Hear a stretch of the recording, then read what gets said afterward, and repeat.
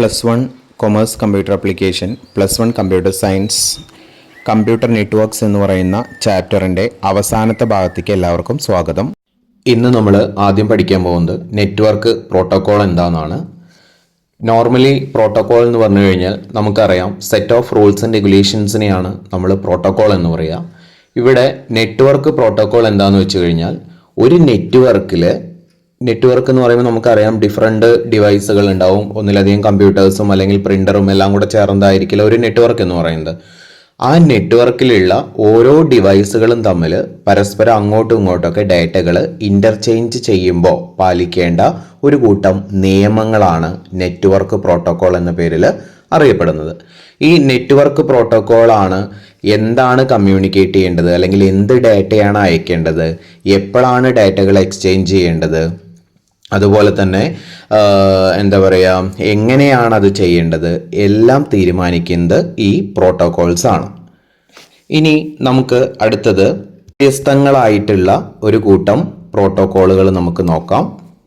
ഇവിടെ നമുക്ക് 6 ടൈപ്പിലുള്ള പ്രോട്ടോക്കോൾസ് ആണ് പഠിക്കാനുള്ളത്. TCP അല്ലെങ്കിൽ ട്രാൻസ്മിഷൻ കൺട്രോൾ പ്രോട്ടോക്കോൾ, IP അല്ലെങ്കിൽ ഇൻ്റർനെറ്റ് പ്രോട്ടോക്കോൾ, FTP അല്ലെങ്കിൽ file transfer protocol, HTTP hyper text transfer protocol, HTTPS hyper text transfer protocol, secure, then last one domain name system.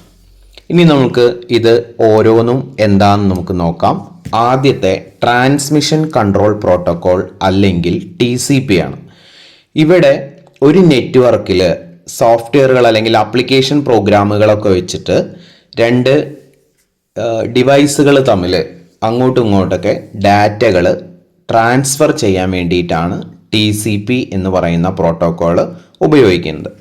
അതായത് ഒരു നെറ്റ്വർക്കിലൂടെ അങ്ങോട്ടും ഇങ്ങോട്ടൊക്കെ ഡാറ്റകളൊക്കെ എക്സ്ചേഞ്ച് ചെയ്യുക. ആ ഡാറ്റകൾ എക്സ്ചേഞ്ച് ചെയ്യാൻ വേണ്ടിയിട്ട് ചിലപ്പോൾ വല്ല ആപ്ലിക്കേഷൻ പ്രോഗ്രാംസ് ഒക്കെ ആയിരിക്കും ഉപയോഗിക്കുന്നുണ്ടാവുക. ഉദാഹരണത്തിന് നമ്മൾക്കിപ്പോൾ ഇൻ്റർനെറ്റിലൂടെ നമ്മളിപ്പോൾ ഇമെയിൽ അയക്കുകയാണ്, അല്ലെങ്കിൽ വേറെ എന്തെങ്കിലും ഡാറ്റകൾ ട്രാൻസ്ഫർ ചെയ്യുകയാണ്, അല്ലെങ്കിൽ നമ്മളിപ്പോൾ വാട്സപ്പിൽ അങ്ങോട്ടും ഇങ്ങോട്ടൊക്കെ ഡാറ്റകൾ ഷെയർ ചെയ്യുകയാണെന്നുണ്ടെങ്കിൽ ആ വാട്സപ്പ് എന്ന് പറയുന്ന സോഫ്റ്റ്വെയർ ഇല്ലേ, ആ സോഫ്റ്റ്വെയറിൻ്റെ ഹെൽപ്പോട് കൂടിയിട്ടാണല്ലോ നമ്മൾ ഇൻ്റർനെറ്റ് കൂടെ ഡാറ്റകൾ എക്സ്ചേഞ്ച് ചെയ്യുന്നത്. അപ്പോൾ അതിനെയാണ് നമ്മൾ ആപ്ലിക്കേഷൻ പ്രോഗ്രാംസ് എന്ന് പറയുക. അപ്പോൾ ഈ TCP എന്ന് പറയുന്നത് ഇതുപോലെയുള്ള ആപ്ലിക്കേഷൻ പ്രോഗ്രാമുകൾ അതുപോലെ തന്നെ ഡിവൈസുകളെയൊക്കെ ഈ ഡാറ്റകൾ അങ്ങോട്ടും ഇങ്ങോട്ടൊക്കെ ട്രാൻസ്ഫർ ചെയ്യാൻ വേണ്ടിയിട്ട് അതിനെ സെറ്റ് ചെയ്യുക അല്ലെങ്കിൽ അതിനെ പ്രാപ്തമാക്കാൻ വേണ്ടിയിട്ടാണ് TCP/IP പ്രോട്ടോക്കോൾ യൂസ് ചെയ്യുന്നത്. ഇനി രണ്ടാമത്തെ ഇൻ്റർനെറ്റ് പ്രോട്ടോക്കോളാണ്. ഇൻ്റർനെറ്റ് പ്രോട്ടോക്കോൾ എന്ന് പറഞ്ഞാൽ പേര് സൂചിപ്പിക്കുന്ന പോലെ തന്നെ ഇൻ്റർനെറ്റിലൂടെ ഒരു കമ്പ്യൂട്ടറിൽ നിന്ന് വേറൊരു കമ്പ്യൂട്ടറിലേക്ക് ഡാറ്റകൾ അയക്കുമ്പോൾ പാലിക്കേണ്ട ഒരു കൂട്ടം നിയമങ്ങളാണ്. ഇനി അടുത്തത് FTP ആണ്, ഫയൽ ട്രാൻസ്ഫർ പ്രോട്ടോക്കോൾ ആണ്. അതായത് ഒരു കമ്പ്യൂട്ടറിൽ നിന്ന് ഫയലുകൾ എക്സ്ചേഞ്ച് ചെയ്യാൻ വേണ്ടിയിട്ട്, വെറും ഡാറ്റകളല്ല ഫയലുകൾ, ഇപ്പോൾ നമ്മൾ അറ്റാച്ച് ചെയ്തിട്ടൊക്കെ അയക്കാറില്ലേ, ഡോക്യുമെൻറ്റ്സ് ഒക്കെ അയക്കാറില്ലേ, അങ്ങനെ ഒരു ഫയൽ ഇൻ്റർനെറ്റിലൂടെ ട്രാൻസ്ഫർ ചെയ്യുമ്പോൾ പാലിക്കേണ്ട സെറ്റ് ഓഫ് റൂൾസ് ആൻഡ് റെഗുലേഷൻസിനെയാണ് നമ്മൾ FTP എന്ന പേരിൽ അറിയപ്പെടുന്നത്. ഇനി അടുത്തത് ഹൈപ്പർ ടെക്സ്റ്റ് ട്രാൻസ്ഫർ പ്രോട്ടോക്കോൾ ആണ്, അല്ലെങ്കിൽ HTTP ആണ്. അതായത് വെബ് പേജുകളും വെബ് ബ്രൗസറുകളൊക്കെ ഉണ്ടാവില്ലേ, അതിൻ്റെയൊക്കെ ഹെൽപ്പോട് കൂടിയിട്ട് ഇൻ്റർനെറ്റിലൂടെ നമ്മൾ വിവരങ്ങൾ അങ്ങോട്ടും ഇങ്ങോട്ടൊക്കെ ഷെയർ ചെയ്യാൻ വേണ്ടിയിട്ട് പാലിക്കേണ്ട സെറ്റ് ഓഫ് റൂൾസ് ആൻഡ് റെഗുലേഷൻസിനെയാണ് നമ്മൾ എന്ത് പറയുക, HTTP എന്ന് പറയുക. അതിൻ്റെ ഒരു സെക്യൂർ ആയിട്ടുള്ള വേർഷനാണ് hyper text transfer protocol secure അല്ലെങ്കിൽ HTTPS എന്ന് പറയുന്നത്. ഇത് എന്ന് വെച്ചാൽ നമ്മൾ യൂസർ അയക്കുന്ന ഡാറ്റകൾ ഉണ്ടാവില്ലേ, ആ ഡാറ്റകളും വെബ് ബ്രൗസറൊക്കെ തമ്മിൽ നമ്മൾ ഡാറ്റകളൊക്കെ അങ്ങോട്ടും ഇങ്ങോട്ടൊക്കെ ട്രാൻസ്ഫർ ചെയ്യുമ്പോൾ അത് സെക്യൂർ ആയിരിക്കും. അതാണ് അവിടെ സെക്യൂർ എന്ന് പറയുന്നത്. പിന്നെ അടുത്തത് അവിടെ ഡൊമൈൻ നെയിം സിസ്റ്റം ആണ്. ഡൊമൈൻ നെയിം സിസ്റ്റം എന്ന് പറഞ്ഞു കഴിഞ്ഞാൽ അതായത് നമ്മളിപ്പോൾ ഒരു വെബ്സൈറ്റ് അഡ്രസ്സൊക്കെ ടൈപ്പ് ചെയ്യാറില്ല. ഇപ്പോൾ ഉദാഹരണത്തിന് നമ്മൾ www.google.com അല്ലെങ്കിൽ www. നമ്മുടെ youtube.com.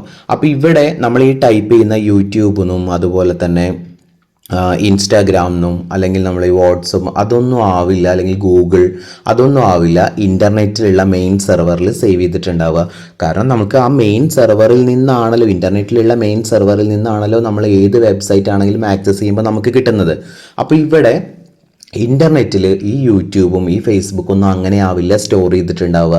അവിടെ ഓരോ വെബ്സൈറ്റിനും കൺസേൺ ആയിട്ടുള്ള അല്ലെങ്കിൽ ഈക്വലൻ്റ് ആയിട്ടുള്ള ഒരു IP അഡ്രസ്സ് ഉണ്ടാവും. ഈ IP അഡ്രസ്സ് എന്താണെന്നുള്ളത് നമ്മൾ നെക്സ്റ്റ് ടോപ്പിക്കിൽ വിശദമായിട്ട് നിങ്ങൾക്ക് പറയുന്നുണ്ട്. ഒരു കൂട്ടം ന്യൂമറൽ വാല്യൂ ആണ് അല്ലേ. അപ്പം നമ്മൾ ഈ യൂട്യൂബ് എന്ന് www.youtube.com www.google.com അങ്ങനെ ആവില്ല ഇൻ്റർനെറ്റിൽ സേവ് ചെയ്തിട്ടുണ്ടാവുക. അവിടെ ഈ www.google.com പകരം അവിടെ ഒരു കൂട്ടം നമ്പറുകൾ വെച്ചിട്ടുള്ള IP അഡ്രസ്സ് ആയിരിക്കും ഉണ്ടായിരിക്കുക. അപ്പം നമ്മൾ വെബ് ബ്രൗസറിൽ ടൈപ്പ് ചെയ്യുന്ന ആ സൈറ്റ് അഡ്രസ്സിനെയാണ് നമ്മൾ ഡൊമൈൻ നെയിം എന്ന് പറയുക.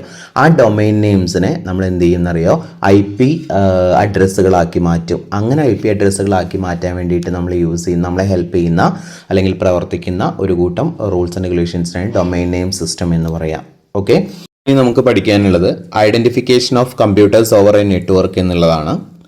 ഇപ്പം നമുക്കറിയാം, നമ്മൾ ന്യൂസ് പേപ്പറിലും ഒക്കെ കാണുന്നതാണ്, നമ്മൾ അനാവശ്യമായിട്ടുള്ള ഫോട്ടോകൾ ഷെയർ ചെയ്യുക അല്ലെങ്കിൽ റോങ് ആയിട്ടുള്ള എന്തെങ്കിലും ന്യൂസുകൾ സ്പ്രെഡ് ചെയ്യുക, അതല്ലെങ്കിൽ നമ്മൾ ആരെയെങ്കിലും അപകീർത്തിപ്പെടുത്തുന്ന രീതിയിലുള്ള ഫോട്ടോസോ എന്തെങ്കിലും കമൻറ്റുകളൊക്കെ ഷെയർ ചെയ്യുക. അങ്ങനെയൊക്കെ ചെയ്തു കഴിഞ്ഞാൽ, അല്ലെങ്കിൽ വ്യാജ ഇമെയിൽ അയയ്ക്കുക, അങ്ങനെയൊക്കെ ചെയ്തു കഴിഞ്ഞാൽ ദിവസങ്ങൾക്കുള്ളിൽ അല്ലെങ്കിൽ മണിക്കൂറുകൾക്കുള്ളിൽ ആ അയച്ച ആളുകളെ പോലീസ് പിടിക്കുന്നുണ്ട് അല്ലേ. അപ്പോൾ എങ്ങനെയാണ് ഇങ്ങനെ ആരാണോ പോസ്റ്റ് ഇട്ടത്, ആരാണോ ഷെയർ ചെയ്തത്, അല്ലെങ്കിൽ എവിടെയാണ് ആളുള്ളതെന്നൊക്കെ എങ്ങനെയാണ് അറിയുന്നത്? അപ്പോൾ ഇങ്ങനെ ഒരു നെറ്റ്വർക്ക് വഴി നമ്മളിങ്ങനെ ഡേറ്റകളൊക്കെ ഷെയർ ചെയ്യുന്ന സമയത്ത് നമ്മളിത് ഏത് കമ്പ്യൂട്ടറിൽ നിന്നാണ് അല്ലെങ്കിൽ ഏത് മൊബൈലിൽ നിന്നാണെന്നൊക്കെ അറിയാനുള്ള വഴികളുണ്ട്.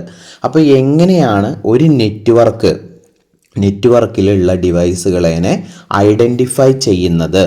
അപ്പോൾ ഇങ്ങനെ ഒരു നെറ്റ്വർക്കിലുള്ള ഡിവൈസുകളെ, അതിപ്പോൾ കമ്പ്യൂട്ടർ ആയിക്കോട്ടെ പ്രിൻ്റർ ആയിക്കോട്ടെ, അതിനെല്ലാം ഐഡൻറ്റിഫൈ ചെയ്യാൻ വേണ്ടിയിട്ട് രണ്ട് മെത്തേഡുകൾ അല്ലെങ്കിൽ രണ്ട് മാർഗങ്ങളാണുള്ളത്. ഒന്ന്, അതിൻ്റെ MAC അഡ്രസ്സ് വെച്ചിട്ടും ഐഡൻറ്റിഫൈ ചെയ്യും, അതല്ലെങ്കിൽ അതിൻ്റെ IP അഡ്രസ്സ് വെച്ചിട്ടും ഐഡൻറ്റിഫൈ ചെയ്യും. ഇനി നമുക്ക് എന്താണ് MAC അഡ്രസ്സ് എന്ന് നോക്കാം. മീഡിയ ആക്സസ് കൺട്രോൾ എന്നുള്ളതിൻ്റെ ഷോർട്ട് ഫോമാണ് MAC എന്ന് പറയുന്നത്.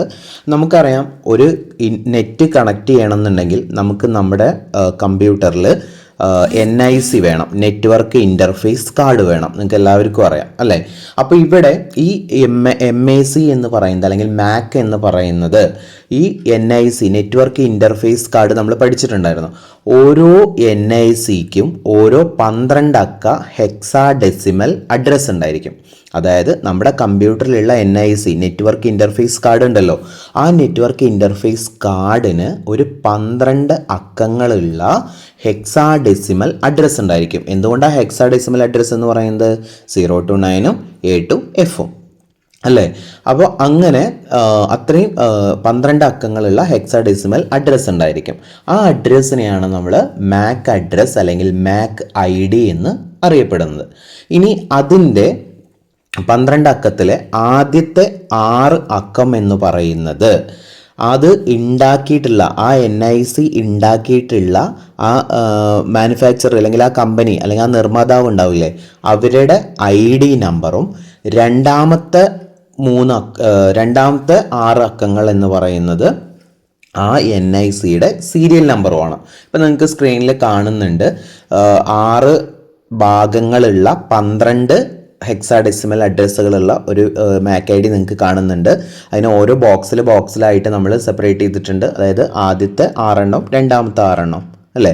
അപ്പോൾ ആദ്യത്തെ സെക്ഷനിൽ ആ NIC ഉണ്ടാക്കിയിട്ടുള്ള കമ്പനിയുടെ അഡ്രസ്സും IDയും, പിന്നെ രണ്ടാമത്തെ സെക്ഷൻ എന്ന് പറയുന്നത് നമ്മുടെ ആ NICയുടെ സീരിയൽ നമ്പറുമാണ്. ഓക്കെ, ഇനി നമുക്ക് രണ്ടാമത്തെ മാർഗം എന്ന് പറയുന്നത് IP അഡ്രസ്സാണ്. IP അഡ്രസ്സ് എന്ന് പറയുന്നത് ഏതൊരു ഡിവൈസ് ആണെന്നുണ്ടെങ്കിലും ഒരു നെറ്റ്വർക്കുമായിട്ട് കണക്ട് ചെയ്ത് കഴിഞ്ഞാൽ ആ നെറ്റ്വർക്ക് ആയിട്ട് ഐഡൻറ്റിഫൈ ചെയ്യാൻ വേണ്ടിയിട്ട് നമുക്കൊക്കെ ഉള്ള ഓരോ പേരുകൾ ഉണ്ടാവാറില്ല. ഇപ്പോൾ ഒരു ക്ലാസ്സിൽ നമുക്കുള്ള പേരുകൾ ഉണ്ടാവാറില്ലേ നമ്മളതിനെ ഐഡൻറ്റിഫൈ ചെയ്യാൻ വേണ്ടിയിട്ട്. അതേപോലെ ഒരു നെറ്റ്വർക്കിലുള്ള ഏതൊരു ഡിവൈസ് ആണെന്നുണ്ടെങ്കിലും അതിന് ഒരു ന്യൂമറൽ അഡ്രസ്സ് ഉണ്ടായിരിക്കും. അതായത് നമ്പർ കൊണ്ടുള്ള ഒരു അഡ്രസ്സ്, അതായത് 4 ഭാഗങ്ങളുള്ള ഒരു ന്യൂമറൽ അഡ്രസ്സ് ഉണ്ടായിരിക്കും. ആ അഡ്രസ്സിനെയാണ് നമ്മൾ IP അഡ്രസ്സ് എന്ന് പറയുക. ഈ ന്യൂമറൽ അഡ്രസ്സ് എന്ന് പറയുന്നത് 0 മുതൽ 255 വരെയുള്ള നമ്പറുകളുടെ ഒരു കോമ്പിനേഷൻ ആയിരിക്കും ഉണ്ടായിരിക്കുക. സ്ക്രീനിൽ നിങ്ങൾക്ക് കാണുന്നുണ്ട് 148.78.250.12 അങ്ങനെയൊക്കെയാണ് നമ്മുടെ IP അഡ്രസ്സുകൾക്ക് എക്സാമ്പിൾസ് പറയാം. അപ്പം 4 ഭാഗങ്ങളുള്ള ഒരു ന്യൂമറൽ വാല്യൂ ആണ്, ന്യൂമറൽ അഡ്രസ്സ് ആണ് IP അഡ്രസ്സ് എന്ന് പറയുന്നത്.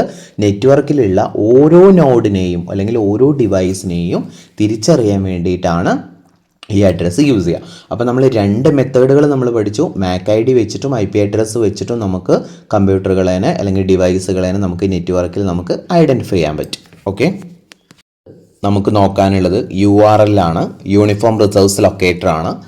URL എന്ന് പറയുന്നത് ഒന്നുമില്ല, നമ്മൾ കൊടുക്കുന്ന വെബ് അഡ്രസ്സ് ഉണ്ടാവില്ലേ, സൈറ്റ് അഡ്രസ്സ് ഉണ്ടാവില്ലേ, ആ സൈറ്റ് അഡ്രസ്സിനെയാണ് നമ്മൾ URL എന്ന് പറയുക. അപ്പോൾ ഈ URL എന്തിനാണ് ഉപയോഗിക്കുന്നത്? ഇൻ്റർനെറ്റിലേക്ക് ഉള്ള ആ ഫയലുകളൊക്കെ ഉണ്ടാവില്ലേ, ആ ഫയലുകളുടെയൊക്കെ അടുത്തേക്ക് എത്താനുള്ള ആ ഒരു അഡ്രസ്സ് ആണ് നമ്മുടെ URL എന്ന് പറയുന്നത്. ഈ URLന് പ്രധാനമായിട്ടും 3 ഭാഗങ്ങളുണ്ട്.